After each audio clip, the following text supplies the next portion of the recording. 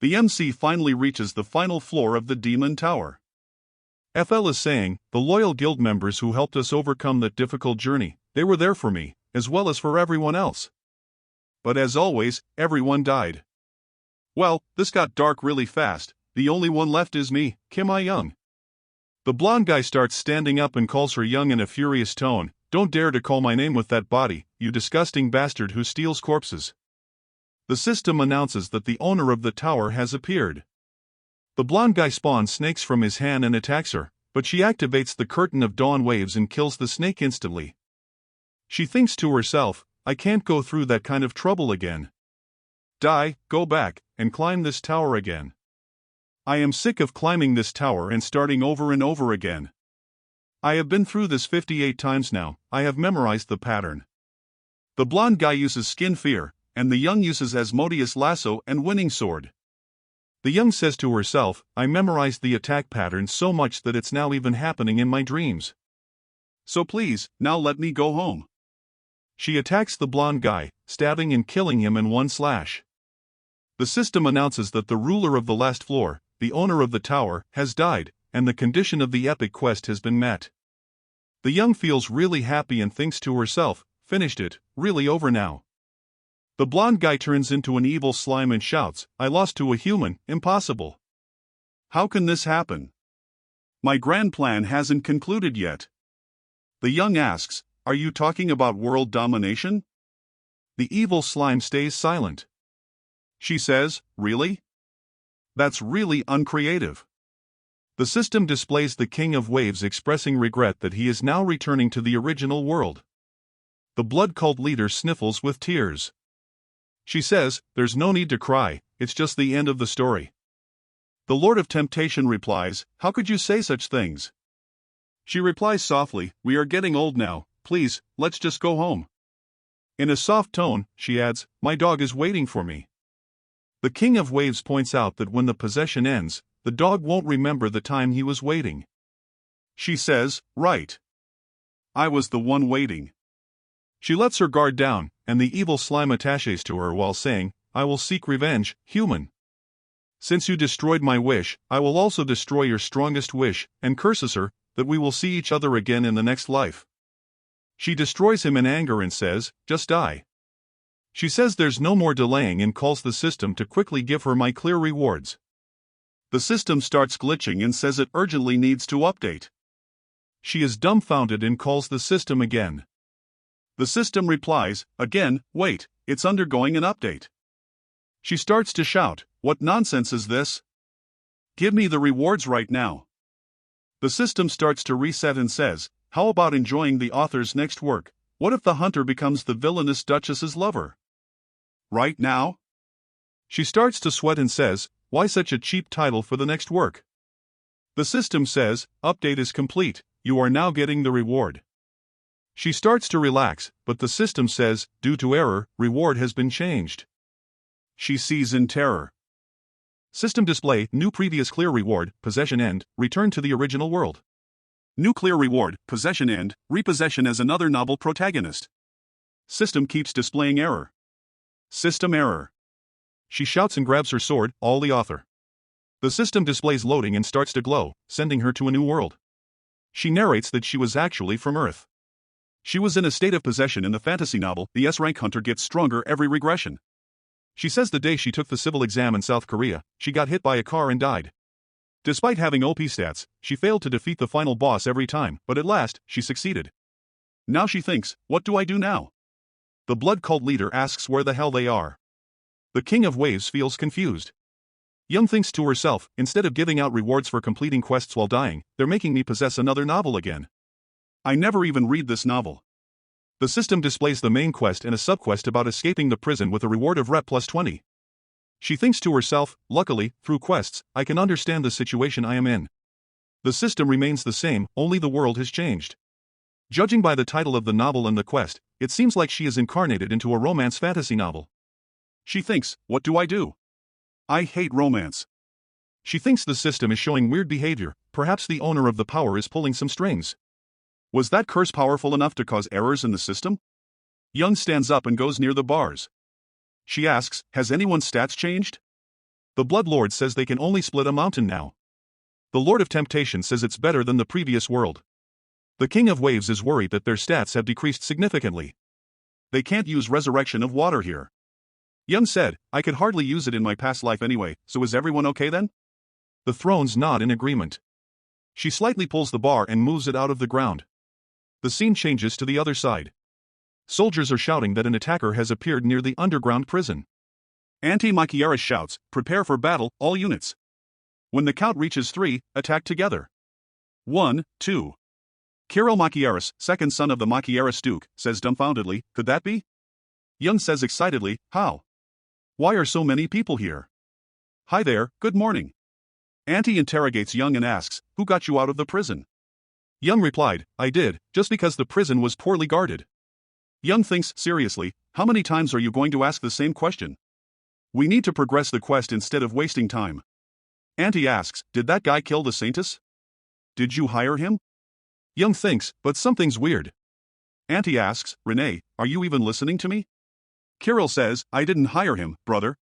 Young thinks, even with his affinity rock bottom, he aimed for the position of beloved youngest. System subquest escape cleared. Prestige increased by 20. Current prestige, minus 979. New subquest, develop relationship with brother. Auntie Makiaris affinity, minus 800. Kirill Makiaris affinity, minus 600. Clear reward, partial restoration of status screens. You have been accused of murdering the saint. Young says, frustratingly taking care of Brat's affinities in my rumbling rep. Auntie asks, what? Young replies, you don't need to know, but thanks for your concern. Auntie replies, concern? Seems like you have completely lost your mind. Kirill replies, brother, remember, she said the underwater prison seems safe. She thinks, okay, let's forget about these guys and focus on raising our prestige. She says, I don't understand the current situation I am in. Why would you think I killed that saint? Auntie gets angry and destroys the table while shouting, are you calling that world nonsense? You were the one spreading rumors about killing Carries and even disappeared from our family's estate. The whole world suspects you are behind it. Kirill tries to restrain Auntie while saying, calm down, brother. If she gets hurt, father will be angry. Young gives him a death stare and says, alright, I got the information you mentioned, so where is the evidence? Is there a body? Auntie replies, didn't you hide the body and evidence? You're quite confident. She replies, so, nothing has been found yet? Auntie gives her a death stare while Kirill, holding his strawberry custard, replies, well, there's no solid evidence, but you're the only suspect. No one else was there, then you come close to being a suspect. Auntie replies, just having a grudge against her is a challenging issue in itself. If it wasn't you, then who could have killed her? She thinks, Saintess. I think he has a crush on her. Auntie says, it's not that late. If you confess and reveal the location of the body, His Highness the Prince might forgive you. Young thinks, oh, that's the plot. Auntie replies, it's been over 3 years since His Highness got engaged to Karis Lien, the Saintess. Get rid of your illusion, Renee. Kirill asks, are you tired of this unrequited love? She thinks, so, that's what's happening. Renee loves the prince too much, so she tried to kill his fiancée several times. It's obvious to think that, but something doesn't seem right. The quest said I am accused of it, so Renee didn't kill her. Someone is concealing the truth. Who would do that? She says, okay, I got the rough idea of what is happening. Auntie asks in disappointment, do you know what you are saying? She replies, just trust me. Oh, you're getting nervous because you think I might be right. Auntie replies furiously, fine, if you can prove your innocence, I'll do anything, even stake my name. Young asks, alright, deal. Kirill, you're the witness. A special quest is triggered. Would you like to check the quest? She presses yes. She thinks Kirill's favorability goes up too, but the problem lies here. Why is it not going up for him? She uses some of the power. He notices and holds his sword, becoming terrified. She says, please take good care of me for a month. Auntie asks, what do you mean by take care? She shakes hands with him and says, don't worry about it, and leaves. Kirill says, it seems something changed, don't you think, Auntie? Auntie thinks, I didn't plan to shake hands, but I couldn't avoid the hand. Even in the hand I held, I couldn't feel anything. No skin, no kindness. But a moment ago, I almost drew my sword without realizing it. What on earth is this? Young thinks, what should I do? I lack information. Even if I try to move, I don't know anything. Let's start by obtaining some information. Every maid rejected her. The black-haired maid said, stop making strange remarks. How about changing into a dress instead? The light brown-haired girl says, stop tarnishing the Duke's name any further. The brownish-red girl says, don't bother me with such useless things, miss. I am busy, you know? Young thinks, how did Renee even survive? She thinks, on top of that, your favorability drops even if you meet anyone. What can I do? Fine, I will give up on getting information from this mansion. Young holds the maid's hand and asks, could you at least tell me the way to my room? The maid said, that was unexpected. Young thinks to herself, this room is quite nice. She says to herself, sounds good. Let's start by changing clothes. What is this? These fancy-looking candy wrappers. I mean, I knew the Duke is wealthy, but this is too much. She thinks, with this money, I could buy money. I could manipulate people with Lord of Temptation grandpa skill. But now, during the adjustment of status, the combat transport triggered in the middle of the battle and war, resulting in the death of a subordinate. Now, skill usage must be suspended. Now it's possible to kill everyone like back then. She thinks, we need to move cautiously. Let's confirm if the saint is really dead. If she's alive, we need to get her statement. If she's dead, we need to catch the culprit and solve the quest. If we proceed step by step like this, we will eventually be able to leave this world. She asks the King of Wave, what can we do to find the saint? The King of Wave replies, if we find her belongings, we can track her. The blood cult leader asks if it's okay to blame anyone for the crime. The Lord of Temptation boasts about his expertise in his field. Young says, he is saying some dangerous things. It seems like someone here is also dealing with something sacred, so the old tempter might get caught. She says, I think I should leave here. It seems like I won't get any information even if I spend money here. The King of Wave expresses concern. Young replies, who, me? The Blood Priest says, no, everyone who meets you is in danger. The Lord of Temptation laughs at the joke. The Blood Cult leader suggests going to the missing scene area. Young replies, that's a good idea, but I don't know where the missing scene is. But it's true, we can't give up, so let's go, shall we? Auntie says, so you came to get a report on the incident? Young replies, yes. Auntie sighs in frustration and says, I can give you a report, however, taking a guard with you is the condition. Young replies, I don't need that. They will be a burden. Just that person will do since they will be watching me anyway. Wouldn't it put your mind at ease to send your closest associate? Young says happily, lend me a carriage too. Auntie breaks his pen in frustration. Young gets out of the carriage and says, this is where the saint was last seen, right? According to the report, 10 days ago, the saint disappeared while providing healing services in this slum. It is still unclear whether she was kidnapped or disappeared. The head priest comes and asks, what's going on here? Young thinks, is this a great priest, but it looks like yours is doing something extravagant, right? The priest tries to glare at her, but the butler glares back at them. Young replies, I am here to reveal the true culprit, so cooperate. The priest in the back starts gossiping, did you say that the Duke's daughter is the culprit? Now are you claiming there is another culprit? Young replies, it's not a claim, it's a fact because I didn't kill the saint. You also have no evidence or witnesses that I am the culprit. I hope you will understand that I mean to join forces for good, right? She thinks, I am just going to suck up your information and investigate on my own. The priest starts to gossip, that lady could be innocent? The head priest shouts, how can you believe the young lady's claim of innocence? Young says, I guess my sincerity is being questioned. I even brought donations like this with me. The head priest gets greedy, and every priest starts to glare at him. The head priest replies, I am sorry for not knowing your true feelings. Is there anything else I can help you with? She replies, do you have any saintess belongings? The priest replies, there is nothing like this scripture. It belongs to the saint. Is there anything else you need? Young thinks, as expected, the more money is spent, the faster it becomes. She replies, I want to look around the tent where the saint has stayed. The butler replies, lady, I thought you hated the church because something like that happened with the archbishop. She asks, something like that? The butler replies, oh, sorry, you didn't want to remember. She replies, no, keep going. When the archbishop declared Lady Carrie's a saint, you poured champagne into the archbishop's face. Young gets chills, says, enough, say no more, and thinks, this body lived a very hard life. It's because the archbishop said you committed an indecent act. The butler says, it's also a misunderstanding, right? Young replies in a sad tone, thinking, whatever you want.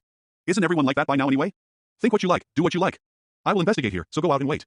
The butler replies, yes, I understand. In my past life, even in my countless regressions, it was something I had experienced several times. In this situation, facts are of no use.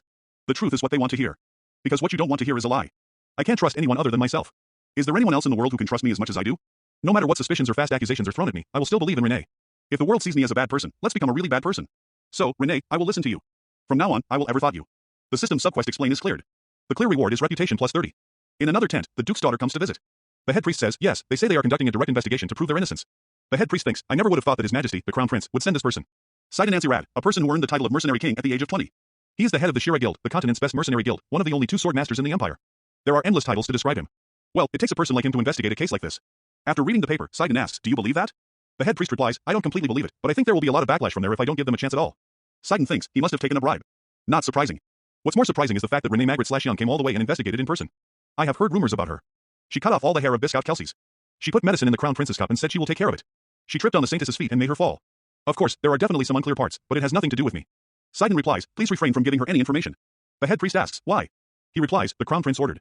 The head priest covers his mouth as he replies, yes. Suddenly, a ghost whispers in his ear. He falls on the table, his head straight.